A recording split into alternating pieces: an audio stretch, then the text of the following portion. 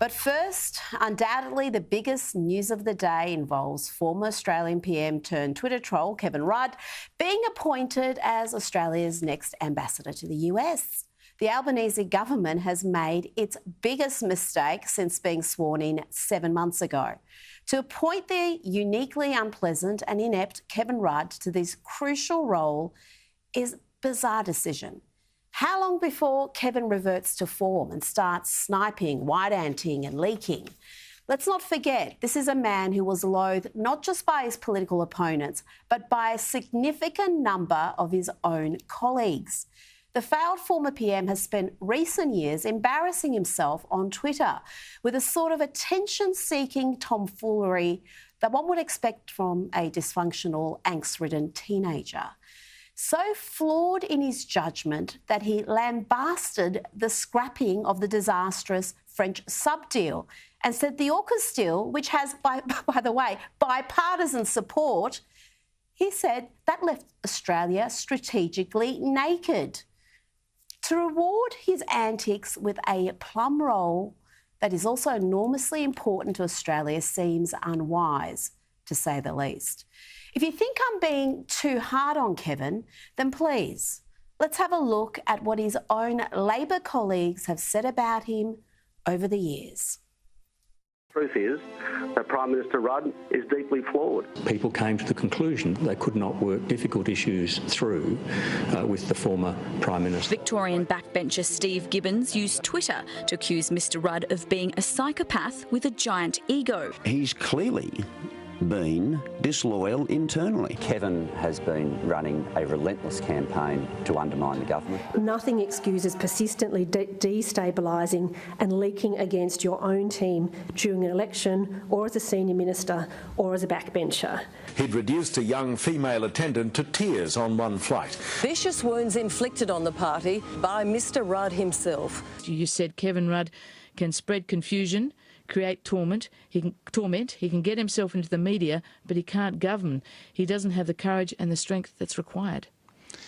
I did say those things. That's an absolutely accurate transcript of my comments on Friday. Kevin Rudd had contempt for the Cabinet, contempt for the Cabinet members, contempt for the caucus, contempt for the Parliament. And ultimately what brought him down a year or two ago was the Australian public worked out that he had contempt for them as well. Do you understand why so many people have turned against you now, Kevin Rudd?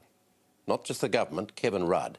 And do you accept that they have judged your leadership and found you wanting? Peter Beattie's calling on the Foreign Minister to go to the backbench and then quit politics. But I agree with the others too. I think it would have been worse under Kevin Rudd.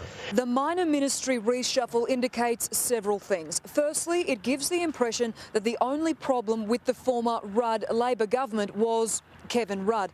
Well, there's no escaping today's poll results, David. Why are voters leaving Labor and how much is it to do with Kevin Rudd? I think it's a great deal to do with Kevin Rudd. Removing Kevin was an act of political bastardry, for sure. But this act of political bastardry was made possible only because Kevin had been such a bastard himself to so many people already. OK, I am just going to say what no other Labor figure, because they're all still in office, won't say.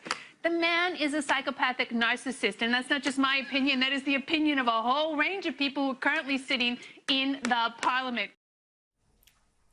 Christina, I've missed her. What's she up to these days? But back to the former PM, and let's not forget Kevin Rudd's capacity for weapon-grade hypocrisy.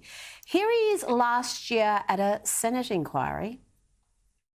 I believe the way in which the Murdoch media publicly depicted my successor, Julia Gillard, was particularly venomous. But when I look at Prime Minister Gillard's period in office, there was an additional dimension to it, which bordered on misogyny. Yes, he had the chutzpah to turn up to Parliament and say that when he knew these reports were out there, including from Julia Gillard herself. It started in the 2010 election campaign. Julia Gillard went into that campaign with a lead of 55-45 in the two-party preferred vote. And then there were leaks. Some accused Kevin Rudd directly of that. Those leaks undermined her efforts. The questions fuelled by the leaking of the sealed section of the report into Labor's abysmal election campaign. The authors blame the leaks against Julia Gillard for the result and imply Mr Rudd was behind them. Well, I've always thought it was Kevin Rudd.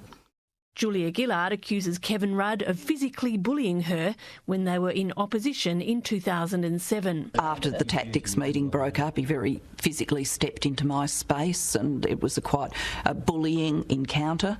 It was a menacing, angry performance. Kevin Rudd's bitterness is clear. That is utterly false. Let's take a minute now and look at the diplomatic prowess of the former PM. Take it away, Kevin. Prime Minister Kevin Rudd is a foul-mouthed leader with a vicious temper. The Prime Minister has had another expletive-laden brain explosion. And there's a story Having said that, back in Australia I've really got to about go. you dropping the F-bomb. He'd reduced a young female attendant to tears on one flight. The Prime Minister complained sharply about the food provided. An event last year at the Stag Hotel in Adelaide where Kevin called Julia Gillard a childless, atheist, ex-communist. He was on a rampage, calling her everything. Interestingly, Kevin Rudd has promised a kinder, gentler brand of politics after executing one of the most brutal and drawn-out revenge attacks this place has ever seen. And tell these dickheads in the embassy to just give me simple sentences. I mean, I've said this before. And tell that bloody interpreter. There's language. And yet, despite all that, it was well known around Canberra that Rudd was to be announced as the next ambassador to the US. But when Kevin Rudd and Anthony Albanese were asked about these rumours, they were aghast. Kevin even made a complaint to the Press Council earlier this year. Let's have a look at how they treated media inquiries about these persistent rumours. Are you hopeful of a role with an Albanese Labor government if he's elected? Are you hopeful of maybe an ambassadorship? Again, I can always rely upon you people to pose questions I've already answered. And the answer to that is no, and you know that. Have you invited Kevin Rudd to be Australia's next ambassador to the US? No. Haven't invited him? No invitation? Haven't invited you either, Peter. No, but I'm not. Anybody. I'm not going for it. I'm focused. We've got one. It's called Arthur Sinodinos. Today, the Prime Minister was keen to brush over all that and proclaim Rudd perfect for the job.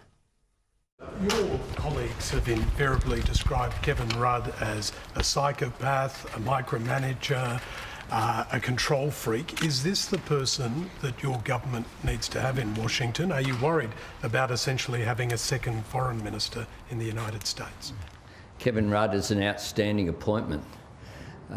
He brings a great deal of credit to Australia by agreeing to take up this position as a former Prime Minister, as a former Foreign Minister, as someone who's been head of the Asia Society, as someone who has the links with the global community based in Washington DC, will be a major asset in working to assist the Foreign Minister as other ambassadors do in their job. You know, it wasn't that long ago, it was only back in May 2019 when Anthony Albanese slammed the Morrison government and what he called jobs for the boys. That was after Scott Morrison announced Arthur Sinodinos would be Australia's ambassador to the US. But now that he's in power, well, jobs for the boys is best practice.